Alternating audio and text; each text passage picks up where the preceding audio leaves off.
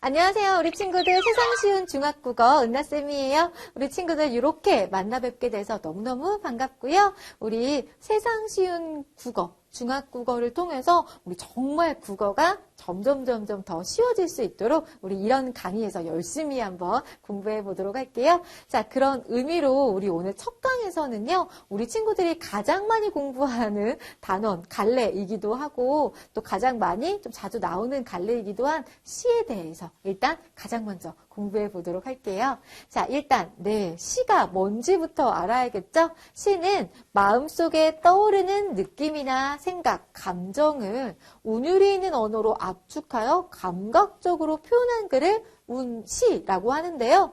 여러분 보통 시라고 생각하면 어떤 이미지가 떠오르나요? 보통 어떤 친구들은 시하면 짧은 거, 짧아서 좋아 라는 친구도 있을 테고요. 어떤 친구들은 나는 너무 짧아서 뭔가 되게 깊은 뜻이 담겨 있는 것 같아서 너무 어려워 라는 친구들도 있을 거예요. 그런데 어려워할 필요는 없습니다. 그냥 이것도 다른 글과 마찬가지예요. 그냥 내 마음속에 떠오르는 생각이나 느낌, 그러니까 내가 하고자 하는 이야기가 이건 거예요. 이거를 어떻게 운율을 집어넣어서, 우리 운율은 리듬감이죠. 리듬감 있게 압축이라는 거 이렇게 늘 축 풀어놓는다는 게 아니라 아주 짧고 간결하게 압축적으로 그리고 아주 감각적으로 표현하게 되면 그게 바로 시가 되는 거죠. 어렵게 생각할 거 없이 그냥 이렇게 생각하시면 되고, 제가 가끔 시 공부할 때 그런 얘기 많이 하거든요. 시는 그림 같은 거라고. 소설이 약간 영화처럼 스토리가 있고 좀 길고 좀 설명하듯이 얘기한다면 시는요, 그냥 그림처럼 한 방에 막 하고 보여주는 게 시다라고 생각하면 라고 느낌이 좀 오시죠? 자, 이렇게 시에 대해서 살펴봤는데요. 일단 시는요, 어떤 특징이 있냐? 아까 얘기했던 것처럼 운율이 있는 언어로 표현합니다. 그래서 말의 가락, 즉 리듬감이 느껴지는 거고요. 마음속에 다양한 심상이 떠오르게 되는데요. 우리 심상, 그러면 마음 심자의 모양 상자예요. 마음속에 떠오르는 모양, 마음속에 떠오르는 어떤 이미지를 우리가 심상이라고 하는데, 아까 우리 시는 그림 같다고 했잖아요. 시를 한 편 읽고 있으면 그냥 어떤 그림 같은 이미지가 빡 하고 떠오르는 거야. 예를 들어 내가 누군가에게 빨간 사과라고 말하면 내 마음속 어딘가에 내가 예전에 봤던 그 빨간 사과가 떠오르는 거죠. 이런 게 심상이에요. 쨍그랑 유리창 깨지는 소리라고 말하면 나도 모르게 어디선가 쨍그랑 하고 깨지는 그 소리가 떠오르는 거죠. 이런 것들이 바로 심상이다. 시는 이렇게 읽고 있으면 리듬감도 느껴지고 뭔가 마음속에 떠오르는 이미지들도 있다라는 거예요. 그리고 일상적인 언어와 다른 뭔가 세련되고 함축적인 시어를 사용한다라고 했는데, 시어가 가끔 시어가 뭐냐고 묻는 친구들 되게 많거든요. 시어는요, 시 속에 나오는 어휘들, 시 속에 나오는 단어들을 시어라고 하는데, 이 시어는 일상 언어와 완전 다른 건 아니에요. 일상 언어를 가져오는데 이걸 좀 세련되게 다듬어서 시어로 만드는 거죠. 자, 그래서 좀 더 일상 언어보다는 세련돼요. 그리고 여기 보면 함축적이다라는 표현이 있는데 요거 굉장히 중요한 표현이죠. 예를 들어서 우리 함축적이다라는 말을 설명하기 위해 예를 들면 우리 눈물이라는 표현을 보자고요. 우리 눈물은요, 그냥 이렇게 사전 같은 걸 찾아보면 눈에서 나오는 액체인 거예요. 눈에서 나오는 액체. 그래서 우리 일상적인 언어에서 쓸 때는 나 그냥 너무 졸려가지고 하품하다가 눈물이 나왔어. 그냥 이렇게 쓰잖아요. 그런데 시에서, 문학작품에서 어머니는 눈물로 자식을 키워내신다. 이런 표현을 쓰자고 보자면, 어머니가 눈물로 자식을 키워낼 때 막 눈물을 받아서 눈물을 막 애한테 먹여가지고 키운다라는 의미가 아니라, 여기서의 눈물은 뭘까요? 어머니가 사랑과 뭔가 희생, 이런 걸로 자식들을 키워내신다라는 의미인 거잖아요. 자, 여기서 말하는 함축적이다라는 표현, 이 함이요, 많은 것들을 포함하다, 축자는 압축하다라는 뜻이거든요. 포함하고 압축하는 거야. 많은 것들을. 즉 그냥 우리가 일상적인 언어에서 그냥 평소 대화에서는 1번의 의미만 씁니다. 그런데 시에서는 합축적인 거. 즉 이 모든 것들을 포함해서 이 의미를 가지고 시어를 만들고 시어는 이런 의미들을 가지고 있다라고 보시면 돼요. 알겠죠? 자, 그리고 맞아요. 시는 대체로 시인이 직접 말하는 경우도 있지만 이렇게 화자를 내세워서 자신의 생각이나 느낌을 효과적으로 전달하기도 합니다. 그래서 이제 시어와 일상어를 좀 비교할 텐데요. 우리 일상어는 맞아요. 그냥 정보 전달을 주로 목적으로 합니다. 하지만 시어는 시를 이루는 한 줄의 단위로서 시어는 어떤 시의 어떤 정서라던가 시의 어떤 상황 이런 것들을 드러내기 위해서 사용하죠. 그리고 일상어는 아주 객관적이고 지시적인 의미, 여기서 지시적인 의미는 사전적인 의미와 거의 비슷한 뜻이라고 보시면 되는데요. 사전적인 의미는 사전을 찾았을 때 나오는 그냥 모든 사람들이 그렇게 인정하는 그런 의미 있잖아요. 그걸 우리가 지시적 의미, 사전적 의미라고 해요. 하지만 아까 얘기했던 것처럼 시어는요, 함축적인 의미를 지닌다고요. 즉, 눈물 그러면 첫 번째 의미뿐만이 아니라 여러 가지 의미들을 다양하게 이렇게 포함하고 있다라는 의미고요. 자, 일상어는 의미가 구체적이고 분명해요. 구체적이고 분명해야만 일상생활 속에서 의사소통이 가능합니다. 그런데 시어는요, 꼭 하나의 의미가 아니라 다양한 의미들을 가질 수 있고요. 또 일상어가 좀 설명적이고 비교적 길이가 좀 길게 갈 수 있다면 시는 시기 때문에 비교적 길이가 좀 짧다라고 이렇게 시어와 일상어를 구분 지으시면 되겠습니다. 이렇게 해서 우리는 시의 개념, 시의 특징에 대해서 간단히 살펴봤고요. 잠깐만 쉬었다가 다음 내용 들어가도록 할게요.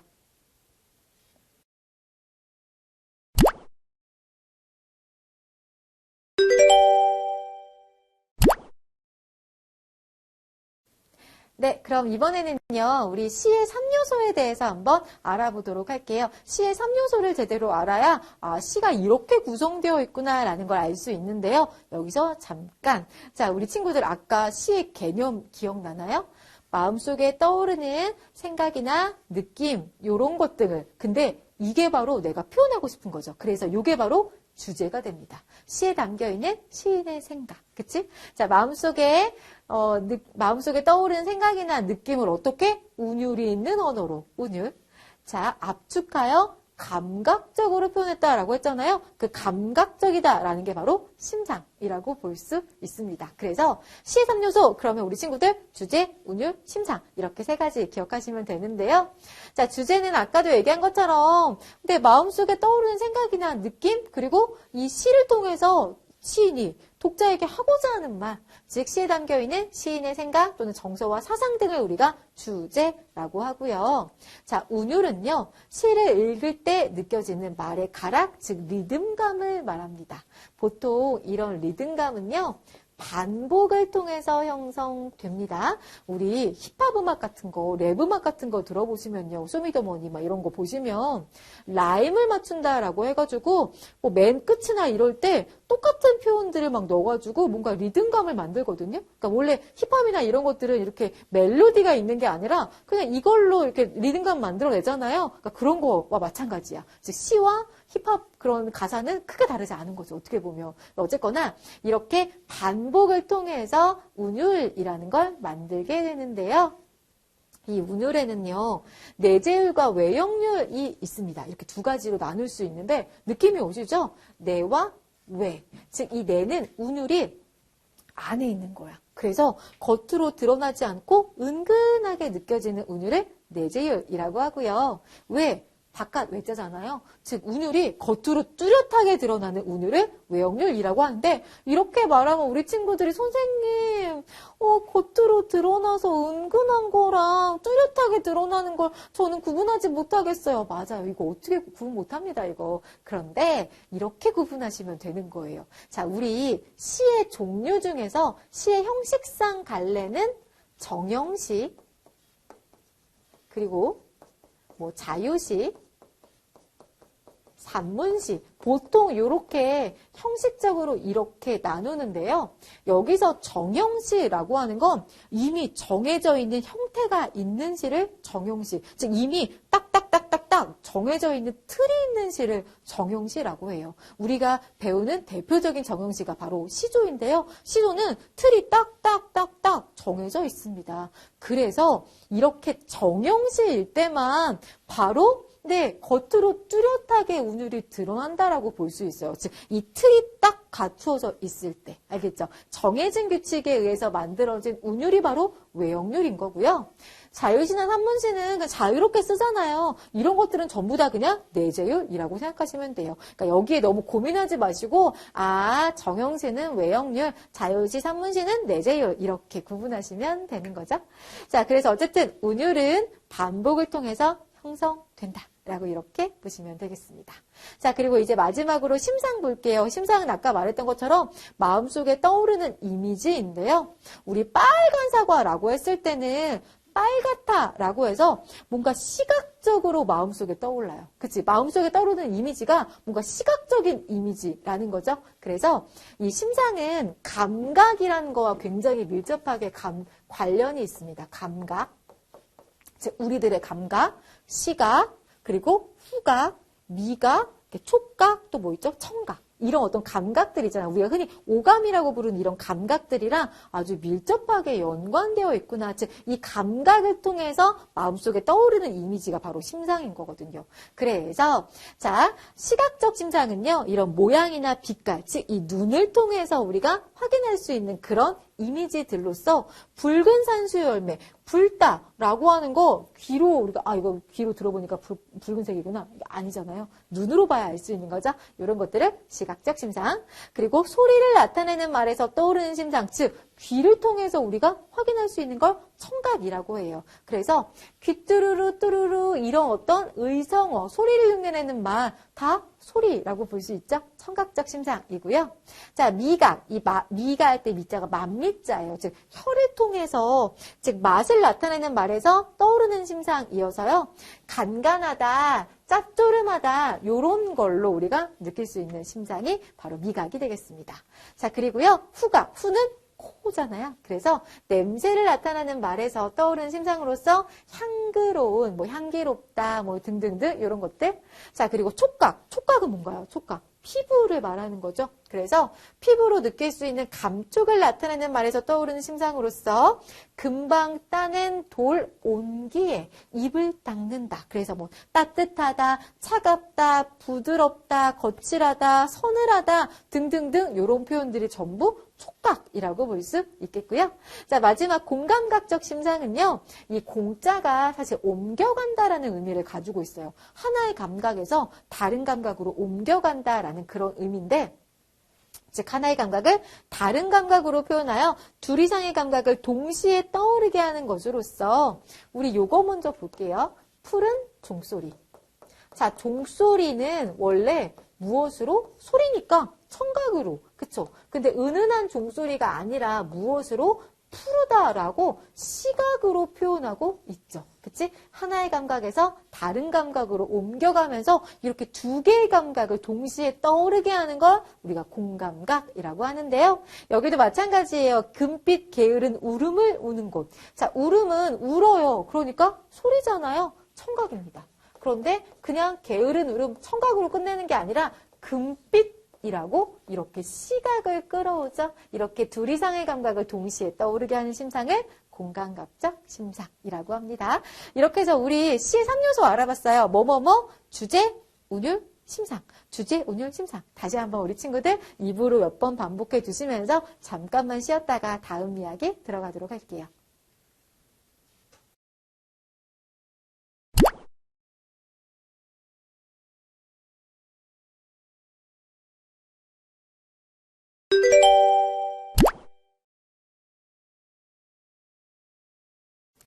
네, 이제 우리는 마지막으로 시에서 정말 중요하죠. 화자에 대해서 한번 알아보도록 하겠습니다. 화자는요, 시적 화자는 시 속에서 말하는 사람을 말합니다. 즉, 시 안에서요, 물론 시인이 직접 말할 수도 있지만 내 생각을 내가 말하는 것보다는 다른 사람이 대신 말하게 하는 게 좀 더 내 이야기를 전달하는데 효과적이다라고 생각한다면 그렇게 할 수 있겠죠. 우리 예를 들어서 내가 영화 감독이에요. 그럼 내가 하고 싶은 이야기를 영화 감독이 집 나와서 이렇게 말로 표현할 수도 있지만 다른 배우들을 데려와서 배우들이 연기를 하게 함으로써 내가 하고자 하는 이야기를 전달하게 할 수도 있겠죠. 그러니까 이런 식으로 화자라고 하는 건 이 안에서 말을 하는 사람, 내용을 전달해주는 사람을 우리가 화자라고 부릅니다. 그래서 시인이 자신의 생각이나 느낌을 효과적으로 드러내기 위해서 시 속에 내세우는 인물이나 사물로서 시인일 수도 있고 시인이 아닐 수도 있습니다. 이렇게 화자는 시인 자신일 수도 있고 시인이 아닌 다른 인물이나 사물일 때도 있는데요. 우리 예를 들어서 엄마야 누나야 강변살자라는 시 다들 한 번씩 들어보셨을 거예요. 어때요? 엄마야 누나야 이런 표현을 통해서 말하는 사람이 어린 남자아이 소년이겠구나 라는 거 우리 짐작할 수 있는데 시의 내용이 이런 거잖아요. 엄마야 누나야 우리 강변 살자. 근데 이 강변은 순수하고 아름다운 세계를 뜻하는 말로써 이 강변은 어때요? 뜰에는 반짝이는 금모래빛이 있고요. 뒷문 밖에는 갈릭빛 노래예요. 굉장히 순수하고 아름다워 보이는 곳이잖아요. 그러니까 이 얘기를 성인 남자가 진짜 김소월, 성인 남성의 김소월이 어머니, 누님 우리 강변에 가서 순수한 세계인 강변에 가서 함께 사십시다 이렇게 말하는 것보다 어린아이가 엄마 누나 우리 강변에 가 살자 강변에는 뜰에 반짝이는 금모래빛이 있고 이렇게 말하는 게 훨씬 더 우리가 느낌이 확 오잖아요. 이러려고 내세우는 인물이 화자다. 그래서 이렇게 시인 자신인 경우도 있지만 이렇게 화자가 시인이 일부러 자기보다 어린 사람이거나 여성인데 남성을 내세운다거나 이렇게 다른 인물을 내세우는 경우도 있습니다. 이런 거 구분해 두셔야 되겠고요. 시인이 시 속에 직접 등장할 때도 있고요. 등장하지 않을 때도 있어요. 즉 시의 표면에 그대로 드러나기도 하고 그렇지 않은 경우도 있다라는 건데 우리 김광섭의 성북동 비둘기라는 요 시를 보시면요. 성북동 산에 번지가 새로 생기면서 본래 살던 성북동 비둘기만이 번지가 없어졌다. 이렇게 얘기하는데 화자가 누구야? 누군지 모르겠죠. 이렇게 직접 등장하지 않을 때도 있다고요. 누가 말하는 사람인지 모를 때. 그치? 특히나 이렇게 구분하시면 되는데요. 나는 또는 내가 우리가 이런 표현이 없다면 시인이 화자가 직접 등장하지 않는다라고 볼 수 있는 거고요. 자, 여기에는 이런 내용처럼요. 나는 찬밥처럼 방에 담겨와 같이 나라는 표현이 있다면 이건 화자가 시 속에서 직접 드러나는구나 라고 이렇게도 볼 수 있습니다. 자, 이런 식으로 구분하시면 되겠고요. 자, 시적 화자를 설정해 얻을 수 있는 효과 한번 살펴볼게요. 맞아요. 시의 분위기를 형성합니다. 우리가 대체로 화자를 우리 아까 엄마야 누나야 강변살자처럼요. 일부러 어린 소년을 세웠을 때 어떤 분위기가 형성되나요? 좀 더 순수하고 밝은 느낌 이런 분위기가 형성되죠. 그러니까 일부러 이렇게 자기가 원하는 분위기를 이 화자를 통해서 만들어낼 수 있는 거고요. 시의 정서도 좀 더 효과적으로 전달할 수 있고요.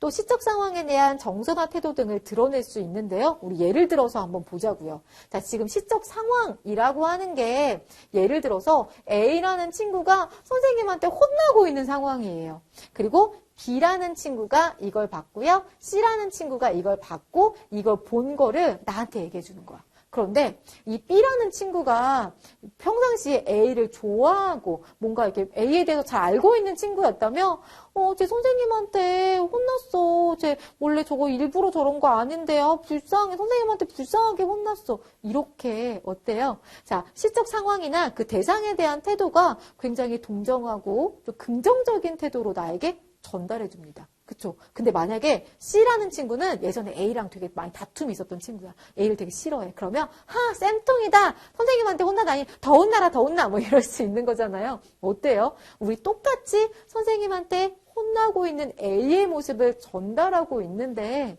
이 화자의 태도에 따라서 화자가 이 상황을 어떻게 바라보고 있느냐에 따라서 내용이 전혀 달라지고 분위기도 전혀 달라지죠. 그래서 시적 상황에 대한 이런 정서나 태도 등을 이런 시적 화자가 잘 나타낼 수 있다라는 것들. 그래서 이렇게 시적 화자를 다르게 설정하기도 한다라는 것들까지 우리 친구들 알아두시면 되겠습니다. 어쨌거나 시적 화자는 시의 분위기나 주제를 드러내는데 굉장히 중요하다라는 것들 기억해 두세요.